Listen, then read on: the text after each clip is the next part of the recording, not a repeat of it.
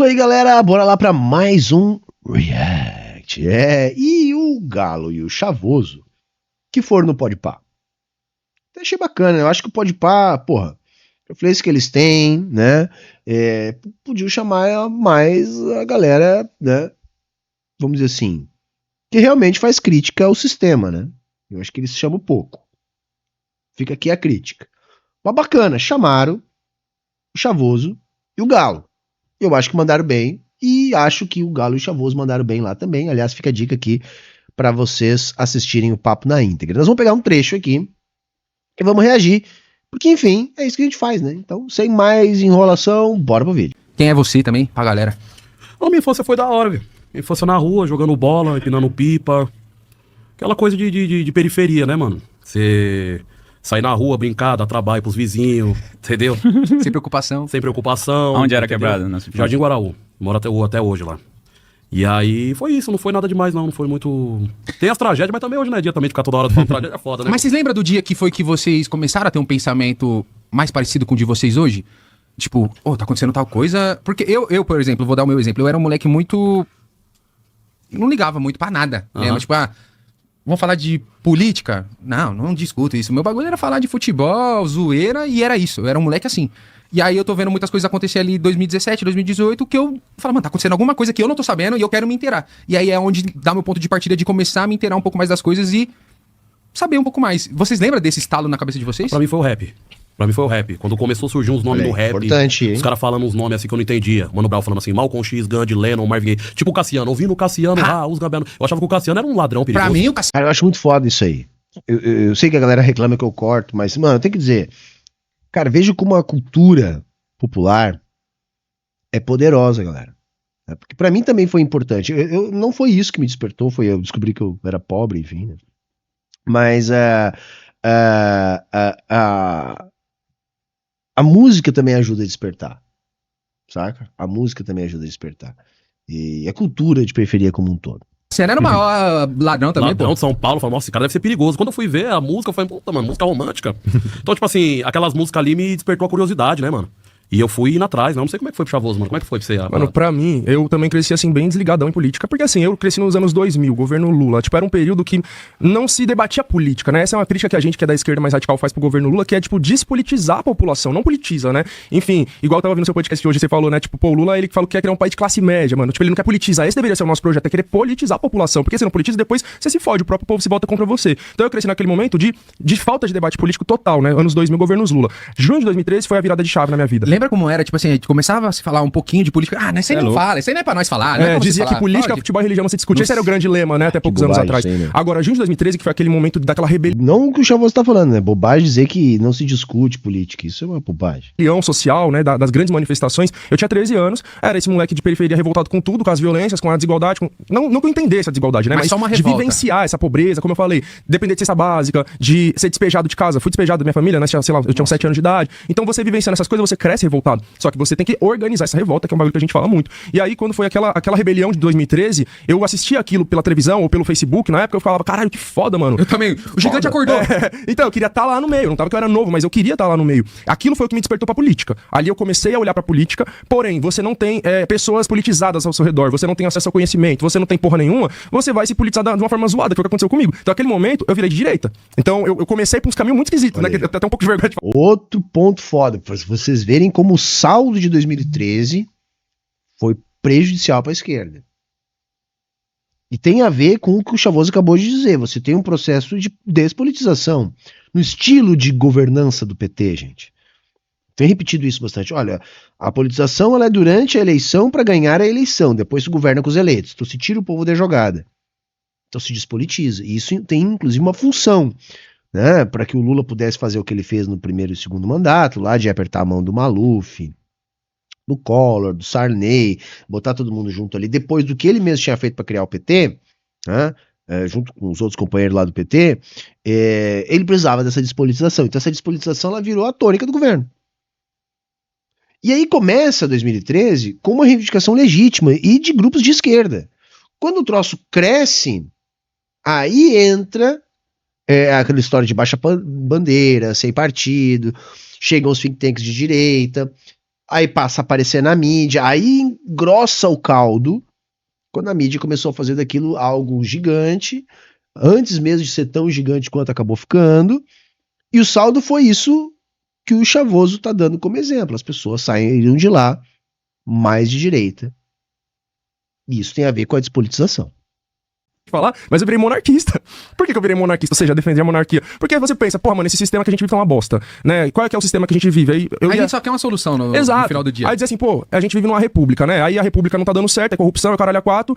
Aí eu achava que a solução era voltar pra monarquia. Porque eles têm uns argumentos que convencem, né? É que você é muito culto. Eu, em 2013, irmão, eu vi o bagulho acontecendo e falei, o gigante acordou. Sou mesmo, rapaziada. Baixa o preço das passagens. Só que eu tava em casa jogando FIFA. Eu comecei a pesquisar, entendeu? Eu comecei a pesquisar pra entender. Militância home office. É, home office. Criançana também, molecote. Então, você é de 2000, né? Eu tinha 16. Sou um pouco mais velho que você. Mas eu ainda, mano... Era um moleque, tipo, porque não chegava pra gente. Eu tava ficando mais velho, tipo, 16, chegando na maioridade, mas ninguém chegava num papo Mas desse. você acha que esse momento foi importante pra formação da sua consciência? Com certeza. Se eu não tivesse aquele momento em 2017 e 2018, eu acho que eu ia estar, com certeza, eu ia estar com certeza falando uns bagulho muito maluco. Tipo, reproduzindo coisas horríveis que eu fazia. Já cheguei a trocar ideia com o Mítico já dentro de casa. Falei assim, mano, você falava esses bagulho assim? Era normal pra você? Ele falou, falava. E você? Falava também. Que louco, né? Mas é muito bom ver que a gente melhorou. Mas eu acho muito da hora também voltar um pouquinho, e não é muito tempo não, 5, 6 anos, e ver que tipo assim, caralho, esse pai ia falar um bagulho desse, é um discurso de ódio, foda-se, prontinho, na ponta da língua, e não tava nem aí. Pode crer. Não tava nem ligado que isso talvez voltaria contra mim um dia. Mas esse início seu, você ali percebendo que você tem até vergonha de falar, você ficou quanto tempo assim nessa fase? E o que aconteceu pra você despertar? Então, foi tipo uns 3 anos, né? Porque a partir de 2013 eu comecei a pesquisar bastante sobre política na internet, né? Eu tinha já acesso à internet. E aí, como eu falei, eu acabei caindo nesses sites monarquistas, nessas páginas que argumentavam coisas que me convenciam, né? Tipo, das 10 maiores economias do mundo, sei lá, 7 são monarquias. Eu falava, isso é um ponto. Então, tá certo. Eles vão convencendo você por várias coisas, né? E aí eu fiquei nessas brisas tortas, tipo, uns 3 anos mais ou menos, até 2016. Quando eu comecei duas coisas aconteceram, né? Uma foi que eu fui percebendo que esse movimento monarquista era muito de boyzão, preconceituoso, conservador, que tipo, mano, esse bagulho não é pra mim, não tem nada a ver comigo, né? E a outra coisa que foi muito decisiva foi uma pergunta que uma professora fez, né? O Galo fala muito assim, que o porquê é revolucionário, essa frase dele é muito foda. Porque um dia, isso era 2015, eu tinha 15 anos, fazia um curso, né? Aqueles cursos que é tipo um golpe, não sei se vocês já querem esse golpe, que era inglês, informática e administração. Que é um bagulho que eles ligavam lá em casa e falavam, olha, pelo menos pra mim foi assim, né? Você tem uma vaga de emprego aqui pro seu filho, se você não vier, ele vai ficar 10 anos sem poder ser contratado. Eu e minha mãe, super ingênuos, nós foi lá. Louco pra ter um trampo? Lógico, queria um trabalho, nós chegou lá e aí teve todo um bagulho psicológico. Desculpa só te interromper, mas você vê que louco que tava já comum na cabeça sua e da sua mãe há muito tempo atrás? Se ele não vir, tem alguém que vai impossibilitar ele de fazer algo por muito tempo. E pra você, pra sua mãe, tipo assim, não, realmente tem alguém que pode me brecar. Boa. E vocês foram Mas lá? foi, nós ficou em choque, né? Que se você tivesse uma consciência, como que vai me brecar? Do quê? Exato. Você só Aí foi. nós chegou e aí, mano, eles botam uma pessoa pra fazer toda uma lábia lá e convenceu ela, acabou que ela assinou o bagulho lá, que era o curso de inglês, informática e administração. Aí eu fiz a informática e aí depois, era um ano cada um. Aí depois eu fui pra administração, não cheguei a terminar, que a gente cancelou, teve que pagar uma porra de uma multa, mas cancelou que não tava dando mais pra pagar. Mas enfim, o fato é que, quando eu fazia esse curso de administração, um dia a professora perguntou pra nós, era só gente de 14, 15, 16 anos, ela falou assim, quem é que é a favor do impeachment da Dilma? Todo mundo levantou a mão. Ela meteu essa na sala? Eu incluso, né? Todo mundo levantou a mão. Eu levantei também.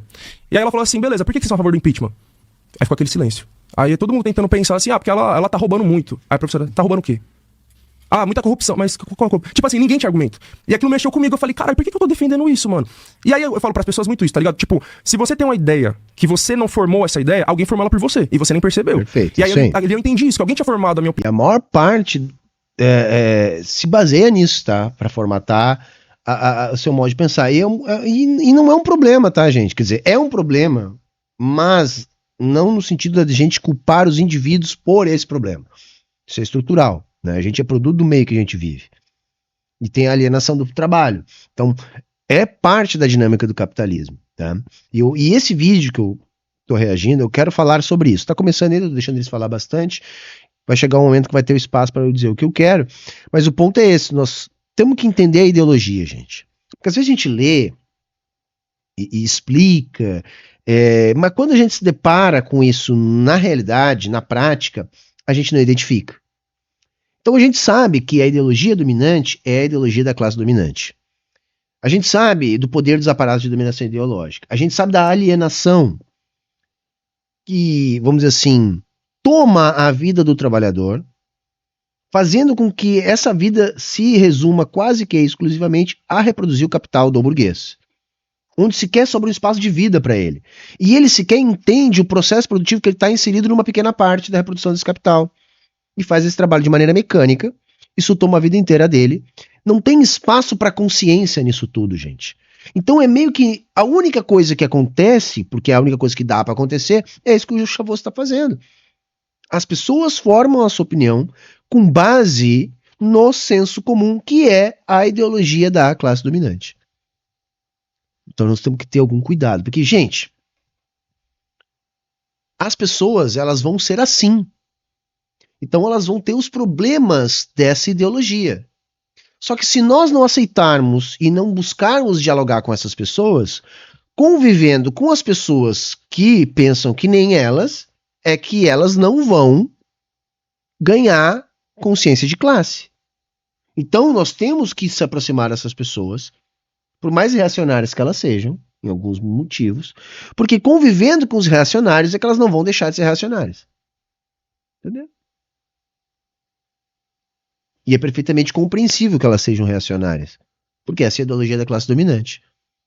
Que elas estão quase que impossibilitadas de superar. Opinião a favor do impeachment da Dilma, eu não sabia por quê, né? Hoje eu entendo, foi a mídia, foi a Globo, foi os jornais e tudo mais, né? A internet, Facebook. E ali eu fui pesquisar, falei, mano, o que tá acontecendo? Que porra é impeachment, né? A gente nem sabia direito o que era isso, né? Eu não, primeira vez que eu vi essa palavra na minha vida. Então, aí tinha uma menina na minha escola que ela era muito parceirona minha, e o pai dela era de sindicato, era do PT e tal, e eu sabia, falei, mano, eu quero entender, me explica. E ela foi, trocou ideia comigo, nós dois ali, 16 anos de idade, e ali abriu muito minha mente, falei, mano, realmente o que tá acontecendo aqui é um golpe, tá ligado? Então, o rap te trouxe essa consciência... Quando foi que você ouviu um rap pela primeira vez, Galo? Quando eu vi um rap pela primeira vez, eu acho que foi do Edinaldinho. Mas você era mais molecote. Era molecote, não tinha mexido comigo, muito. E aí era um bagulho, um problema meu que eu tinha com a polícia tinha zoado meu pai. Um enquadro. Eu contei isso aí no outro. Contou, agrediu seu pai. Aí eu escutei os caras falando mal da polícia e eu achei os caras corajosos. Eram Racionais. Achei os caras corajosos. Eu falei, puta, tem que ser igual esses caras aí e tal. E de lá pra cá eu fui formando minha consciência, mano. Hoje minha consciência tá em outro lugar, né, irmão? Que começou muito cedo pra mim, começou em 2002. Hoje, o que eu penso, mano? Eu penso que assim, ó, a gente vai acessando a consciência e o nosso povo não vai junto, mano. Nossos pais, nossas mães, nossos primos, entendeu? Aí nós vai acessando uma consciência, beleza, nós vai entendendo o lado, nós vai se posicionando do nosso lado, nossos primos vai ficando, nossos pais vai ficando, nossas mães vai ficando. E aí hoje, por exemplo, beleza, hoje tem gente que me posiciona assim, eu não sou de esquerda, certo? Mas tem gente que me posiciona assim, fala assim, ó, o Galo é de esquerda, eu falo que eu sou de baixo. E aí, o que eu vejo que na esquerda não tem espaço hoje? Na esquerda não tem mais espaço pro escroto, Igão. Não tem mais espaço pra aquele cara machista, não tem espaço pra aquele cara homofóbico, não tem espaço pra aquela pessoa torta. Mas aí a gente não faz a conta que o que deixou esse povo torto é toda uma condição ao redor dele, entendeu? Tipo assim, o cara trabalha 12 horas por dia, 6 dias por semana. E aí no final do dia o cara vai ter que fazer uma pesquisa sobre o que é o neoliberalismo? Entendeu? Mano, chega a ser engraçado, né? Morou? Então assim, ó, como que foi feita as greves quando o Lula ganhou, quando o Lula virou o Lula?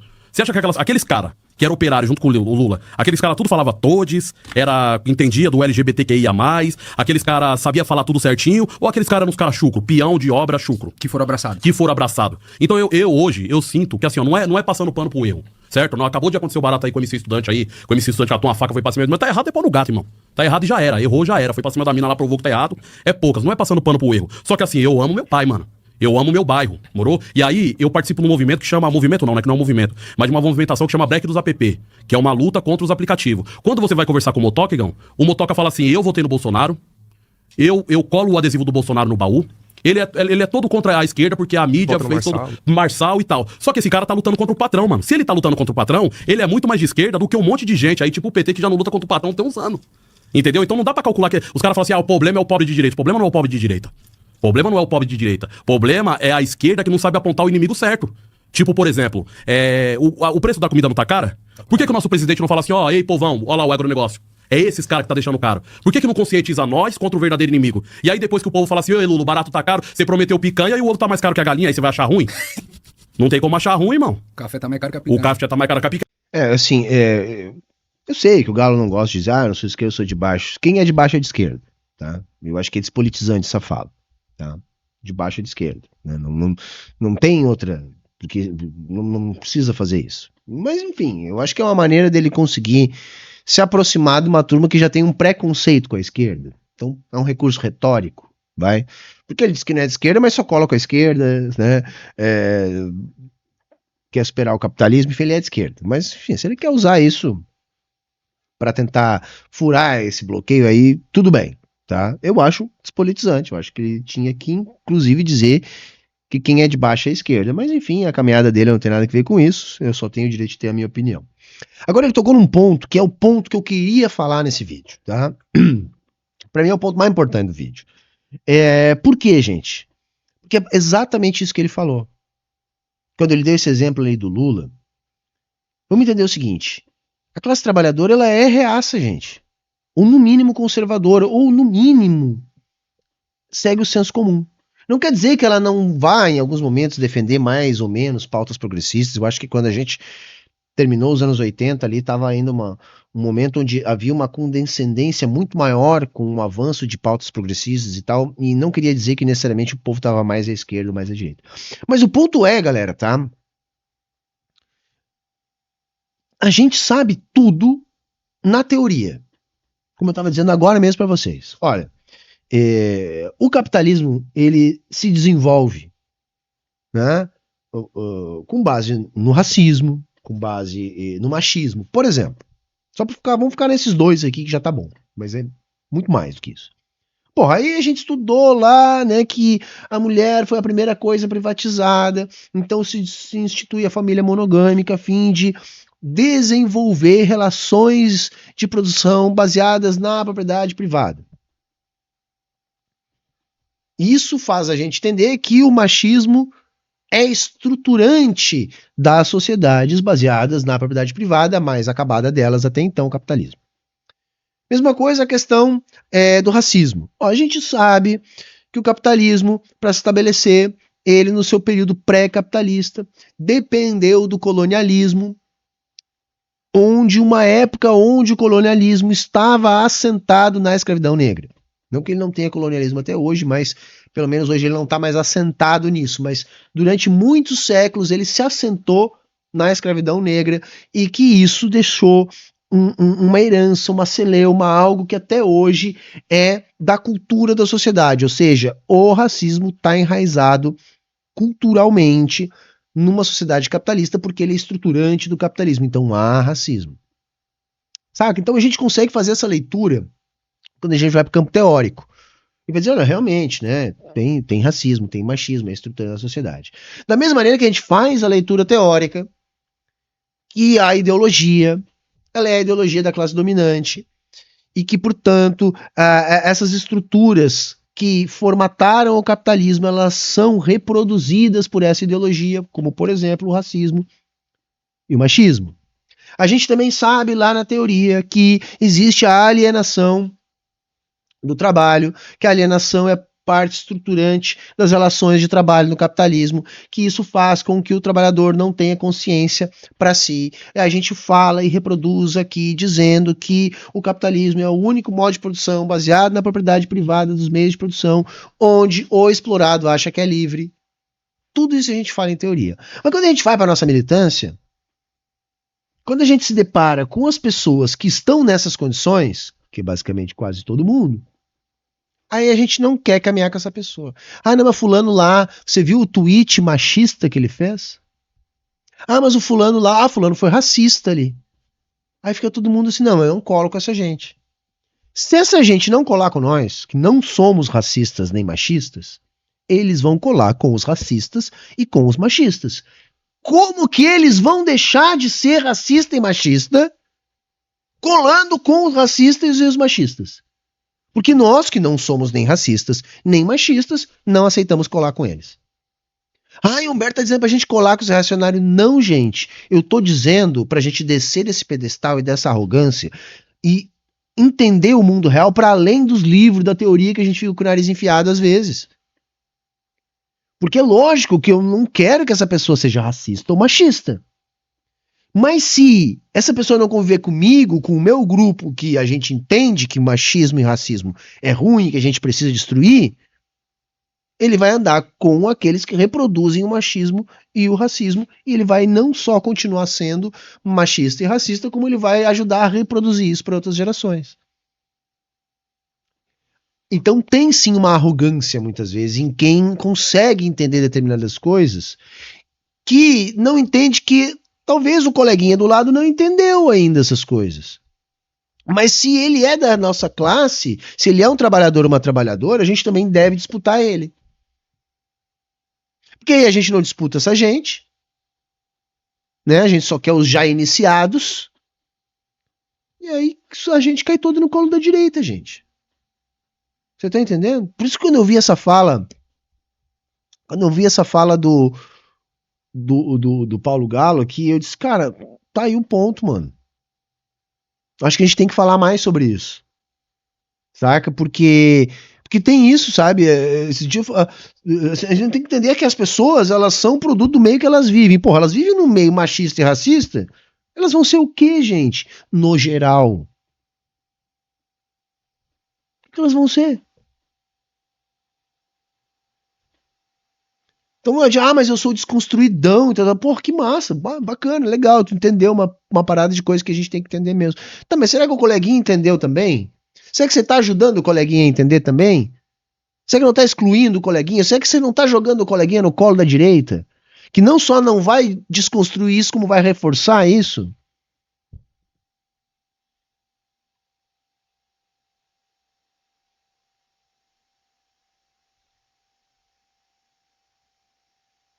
Era isso que eu queria falar hoje, mas vamos ver mais um pouquinho, tá? Vai que tem mais alguma parada interessante, vamos ver mais alguns minutinhos aqui. Não tem como achar ruim que tá cobrando, entendeu? Aí fala assim, pô, Galo, você tá jogando contra. Não, mano, na última hora você vai ver, na última hora eu boto no velho. No último, quando for eu chegar na urna lá, é no 13 que eu vou apertar, não tem pra onde correr. Morou? Mas até lá vai escutar um bolão. Eu já não tenho mais certeza se eu faço isso aí. No segundo turno? Pois é, aí, tá sinceramente. vendo? O povo tá desacreditando, mano. Eu ainda vou lá, vou voltar no velho. No segundo turno eu vou lá apertar, que eu não vou apertar mas o é que outro. Mas até lá. É que não tem o que fazer, gente, não tem o que fazer. É pior o outro. E eu tô com o Galo. Eu acho que a gente tem que fazer a crítica, mas temos que entender que é pior. Tá? Porque o Lula, em função da origem histórica, de setores que estão dentro dessa frente ampla, ainda tem alguns compromissos que para eles é difícil de rasgar. Não que eles não rasguem, mas é pelo menos um pouquinho mais difícil. Então é um freio que não para o caminhão do neoliberalismo, mas diminui a velocidade que ele avança. Ou seja, é melhor que o outro. Tá? É isso. Mas nós temos que fazer a crítica até para mudar o caminhão de rumo. Nós temos que fazer a crítica para mudar o caminhão de rumo. Tá? Esse é o ponto. E vai ouvir um bolão, mano. Vai ouvir um bolão, não vai chegar lá confortável. Pousar de bonito lá na Torre Eiffel, ô malandro, barato louco e você tirando selfie com o Macron e achando que eu vou pagar pau pra você. Não, de mim você vai ouvir um montão. Então pra mim, o lugar que a consciência tá hoje é um lugar que me coloca junto com o povo. Independente se o nosso povo tá confuso, mano. Entendeu? Eu prefiro um trabalhador bolsonarista do que 10 cuzão da classe média esquerda aí que fica falando merda e que não tem a mínima noção da realidade. Mas onde foi que isso aconteceu? Que, tipo, a galera mais playboy assim, ela finge que defende uma pauta do progresso, da progressista, mas ela tá de boa na dela, e aí, no final do dia, ela não tá ligando pra nada, ela deixou de, tipo, a gente deixou de falar com os nossos parceiros, porque a gente acha que é tudo perfeito. Ah, vota em fulano, não fala com você. Ah, você teve essa atitude, já não fala mais com você. Óbvio, tem atitudes que tem que ser criminalizadas, tem que ser punidas, a gente não tá fugindo disso, mas a gente deixou de olhar mesmo pros nossos. Nosso povo, é seu pai, é meu pai, meu tio, é seu tio, não vai abandonar eles a troco do quê? A troco de meia dúzia de xarope da Santa Cecília? Não dá. Morou? Eu acho que quem pode falar isso aí, sabe que o Chavoso acabou de viver um bagulho 1000 graus lá com a Monja Coin lá. A Monja desceu da montanha pra querer falar merda com o Chavoso, mano. Fala aí, Chavoso, dessa fita aí. Fala aí. Foi na Bienal, né? A gente reagiu isso aí, mas eu vou deixar esse trechinho, mas nós já reagimos aqui. Então vocês que acompanham aqui já devem ter visto o nosso vídeo também, reagindo ao Chavoso. Os monges tá descendo da montanha pra falar merda pra nós, mano. O que os monges sabem, mano? Dá licença, mano. Vai. Caralho. Mano... Então, eu fui lá na Bienal do Livro, no Rio de Janeiro, né? Convidado aí pelo Lázaro Ramos, maior satisfação do caralho. Nossa Bigodagem do senhora, cara, louco. começou bom Pô, essa... não, você é louco. Beleza, ele me convidou. Aí cheguei lá na Bienal e, mano, vou falar uns bagulho de bastidor que eu nem falei em lugar nenhum, né? Cheguei lá, aí o pessoal, opa, Chavoso, vamos tirar uma foto aqui, aí bota lá um banner pra eu tirar a foto, tá escrito lá. E é Bienal do Livro Itaú, bem grande. Aí eu... Porra, mano, botar pra tirar foto do bagulho de tal. Aí eu cheguei lá e fiquei assim com a cara fechada, né? Aí o fotógrafo dá um sorriso. Eu falei, eu não gosto de sorrir pra foto, não. Aí ele tirou a foto e eu saí fora. Aí chegou o Lázaro pra tirar a foto e já abri uma sorrisão, né? Aí beleza, tirei a foto lá. Aí chega, trombei a Monja, trombei a Elisa, que ia participar da mesa junto comigo, né? Aí nós já foi pra mesa. Qual que era o tema da mesa? O nome era Passos para o Futuro. Então era meio que pra debater sobre o futuro, né? Pra onde nós tá indo, o que a gente vai fazer e tudo mais. E aí, tipo, as primeiras perguntas foi bem morna, assim, né? Se vocês assistirem, tá completo lá no YouTube. Foi bem morno, foi um bagulho meio, tipo, o começo tava assim. Aí daqui a pouco, a Monja quis meio que me dar uma alfinetada lá, e aí foi aí que o bagulho ficou louco, né? Porque eu falei, mano, eu não vou falar nada, não vou arrumar confusão, eu não tô aqui pra caçar problema, tá ligado? Fiquei na minha. Só que aí, a Monja falou o que ela falou, né? Ah, ele fala muito de revolução. Eu também acho da hora a revolução, mas não armada. Sou contra a revolução armada. Fiquei na minha. Falei, não vou causar aqui na Bienal do Livro falando de revolução armada, né? Beleza. Aí veio o quê? Uma pessoa da plateia e mandou uma pergunta. Qual a sua opinião sobre a revolução armada? Aí a pessoa da plateia perguntou, né? Na verdade, assim, você acha que é possível fazer uma revolução sem armas, né? Um dia o voto vai mudar alguma coisa? E aí, mano, falar desse assunto é um bagulho delicado, né? Você não vai chegar por aí falando isso abertamente. Aí eu fiquei meio pensativo assim, e aí eu fui falando, né? Num determinado momento eu falei assim, mano, a gente tem no Brasil famílias que estão no poder há literalmente 500 anos. Tá ligado? A família do ex-governador de São Paulo, João Dória, ela chegou aqui no Brasil em 1549. Eles chegaram de Caravelas, se instalaram lá em Salvador, que era a capital na época, e desde então eles estão se espalhando pelo Brasil e ocupando cargo de poder político. Recentemente nós teve o Dia dos Namorados. Quem criou o Dia dos Namorados? Foi o pai do Dória, que é um puta empresário. Ele criou a data porque era mais um dia comercial, porque o comércio não tava lucrando muito em junho, tá ligado? Enfim, é uma família muito poderosa. É exceção da família Dória? Não é uma exceção, tá ligado? Isso acontece com a imensa maioria dos políticos, tanto da direita quanto da esquerda. Tarcísio é um exemplo, pra o lado mais da esquerda, entre aspas, a Marta Suplicy, né, que não é nem de esquerda, mas que tava lá vice-bolso. A família da Marta tá no poder desde 1700 e pouco, tá ligado? E eu falei, essas pessoas, essas famílias não vão ser tiradas do poder por voto e nem pedindo por favor. Aí foi quando a Elisa me cortou e falou assim, não vai ser tirado por voto? E vai tirar como, então? Aí começou meio com um atritozinho, né? E aí eu falei, mano, é isso, eu vou colocar as ideias, colocar de uma forma respeitosa, porque, pô, igual eu falei antes, máximo respeito a quem veio antes. Acho muito da hora esse tipo de conversa, mano. Tem que conversar, né? Então, mas é um assunto, como eu falei, muito delicado, tá ligado? Óbvio, Mas acho qual que é ali a não. conclusão ali desse diálogo? Tocou o sino, a mão já meteu o louco. Já vai nessa fase aí, mano. O sino? Ué, o monge veio e falou que não podia, que tinha policial preto, não foi isso que ela falou? sim. Não, mas Chavoso também tem polícia preta, pelo amor de Deus, irmão. Aí o monge tá defendendo a polícia, agora eu não entendi mais nada também, mano. Não, mas só por Deus, ela falou cada coisa ali, mano. Teve uma hora que ela falou assim que é contra a morte. Que foi aquela parte que a gente encerrou o vídeo, né? Que ela disse, mas tem um monte de policial preto. Aí o Chavoso comeu daqui, ó. Que nem os capitão do mato, né? Tá bom, mas vamos ver mais uns 2 minutinhos. Independente de quem seja, que na época da ditadura, um grande amigo dela, que era vice-presidente do bagulho de gás, lá, sei lá qual é a empresa, com gás, eu acho, era um fascista e o Carlos Lamarca matou ele. E ela ficou triste. Na minha cabeça eu pensei, mas Lamarca foi foda. Lamarca era só quebrada, tá ligado, né? Lá de Osasco? Aí disseram que como é que é o nome da outra pessoa que tava lá junto com a monja lá, a Elisa, né, o nome? Desculpa agora, me sumiu, tá? Diz que enfim, diz que o pai dela era presidente, não sei se da Eletrobras ou de Itaipu, não me lembro, mas que enfim, que tinha grana, saca? Que enfim, ela tava ali bem segura numa posição pequeno burguesa na época da ditadura, né? E aí é foda, porque o sofrimento pequeno burguês, ele sempre é mostrado pela pequena burguesia como se ele fosse pior, né?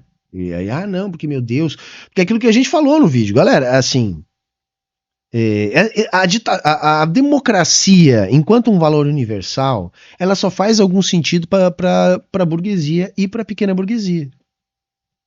Por isso que para mim é muito claro, pro Chavoso, pro Galo, eles entenderem, tipo, que democracia? Porque, na real, pro pobre nunca existe democracia. A pequena burguesia, como eu falei no vídeo que a gente reagiu, ela não participa das esferas de poder da democracia burguesa. Mas ela é contemplada. Ela tem uma infraestrutura melhor, uma escola um pouquinho melhor, um sistema de saúde um pouquinho melhor, o sistema de justiça contempla a pequena burguesia, saca? Aí não tem encarceramento em massa, aí não tem policial te dando soco na cara na rua, na hora do enquadro. Então, quando essa democracia burguesa vai para o espaço, a pequena burguesia perde coisas que ela estava acostumada. E aí isso é um choque. Só que essas coisas que a pequena burguesia perde quando vem uma ditadura são coisas que os pobres nunca têm. Mesmo quando eles dizem que não tem ditadura. Então é natural esse tipo de entendimento que o Chavoso estava dando ali, né, naquela situação, entendem? E a Monja Cohen, então, nem se fala, né? Aí, enfim, né? Nem se fala. O Lamarca surgiu no batalhão de Quitaúna lá. Revolucionário, foda, Osasco tem uma história revolucionária cabulosa. O Lamarca, não sei se vocês sabem também, né? Que o Lamarca foi um militar do exército, que ele saiu do exército pra ir... Lamarca é muito foda, gente. Na época do Orkut, tá? Olha a raiz, hein? Eu criei meu perfil era Carlos Lamarca. Aí lá no Orkut tu botava foto e botava a descrição de quem você era. Aí eu botei toda a descrição da história do Lamarca, enfim. O Lamarca é foda, um cara foda pra caralho. E eu adorava aquele perfil, cara. Aí um dia, cara, roubaram meu perfil, derrubaram, sei lá, cara, eu perdi o perfil. Cara, eu fiquei muito puto. Foi quando eu abandonei o Orkut. Mas no Orkut, eu era o Carlos Lamarca. Com a foto do Lamarca, o nome era Carlos Lamarca, a biografia era Lamarca. Eu me passava pelo Carlos Lamarca no Orkut. Se você não sabe quem é o Carlos Lamarca, enfim, guerrilheiro foda brasileiro também, é um cara que a ditadura matou. Vai lutar contra a ditadura, né? Então é importante, pra quem tá ouvindo também, né? É um cara muito foda pra nós conhecer. Aí ela falou que o Lamarca matou. Obrigado, chat. Elisa Lucinda. Tá? Obrigado, chat. do nome que eu esqueci aqui, tá? Tô amigo dela, e eu fiquei, porra, deu dó nenhuma, mano. É isso, o cara era... Porque essa empresa, que eu esqueci agora o nome, que era uma empresa de Ultragás, né? Eu acho que era Ultragás, sei lá, falando o nome aqui, não sei se pode. Foi uma das empresas que mais patrocinou a ditadura, tá ligado? Eu uso muito a expressão ditadura empresarial militar, porque a ditadura, ela foi financiada por empresários. Não era só os militares loucão que foi lá e tomou o poder e saiu mandando. Era grandes empresários financiando e mandando fazer coisa. Tinha um empresário holandês, se eu não me engano, que ele pagava pra assistir tortura. Ele pagava pros militares pra deixar ele ficar dentro da sala lá assistindo as pessoas sendo torturadas. Voyeur de tortura. Exatamente. Você não viu agora que os caras estavam fazendo turismo em Israel, botando as pessoas no barco, para as pessoas ir pra frente da Palestina, no bar, pra ver as bombas estourar, porque virou um show de luz, assim, as bombas estourando na Palestina. Tá vendo? Isso aí, Mas aí é foda, aí eu nem quero falar, mas enfim. Vamos encerrar por aqui, porque eu acho que o recado que eu queria dar eu dei já, tá? E é bom um detalhe vocês se ligarem, hein, gente? Na época do Orkut, eu era o Carlos Lamarca. Quer dizer, eu não cheguei ontem nesse rolê, tá, galera? Eu não cheguei ontem nesse rolê aí, tá? Eu já tava bem comunistinha naquela época. Tá bom, galera? Então é isso, tá? Quem chegou até o final aqui, por favor, deixa o like aí, confere se tá inscrito, ajuda nos comentários. Se tiver condições, ajuda a manter o canal. Todas as formas de fazer isso vocês encontram aqui no comentário fixado. E era isso hoje. Falou, valeu, tchau, tchau e até a próxima.